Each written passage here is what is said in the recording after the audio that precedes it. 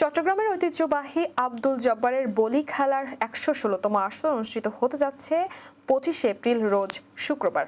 নগরীর লালদিঘির মাঠে আয়োজিত এই খেলাকে কেন্দ্র করে বসবে ৩ দিনব্যাপী বৈশাখী মেলা, যার সূচনা হবে বৃহস্পতিবার।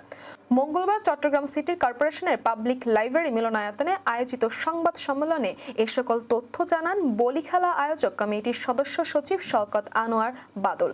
উপস্থিত ছিলেন খেলার প্রধান বিচারক হাফিজুর রহমান, চট্টগ্রাম প্রেস ক্লাব ও সাংবাদিক ইউনিয়নের নেতৃবৃন্দ এবং গ্রামীণ ফোনের রিজিওনাল হেড মোহাম্মদ মোর্শেদ আহমেদ। মূল অনুষ্ঠানে বলি খেলার উদ্বোধন করবেন সিএমপি কমিশনার হাসিব আজিজ এবং বিজয়ীদের হাতে পুরস্কার তুলে দেবেন চট্টগ্রাম সিটি কর্পোরেশনের মেয়র ডক্টর শাহাদাত হোসেন।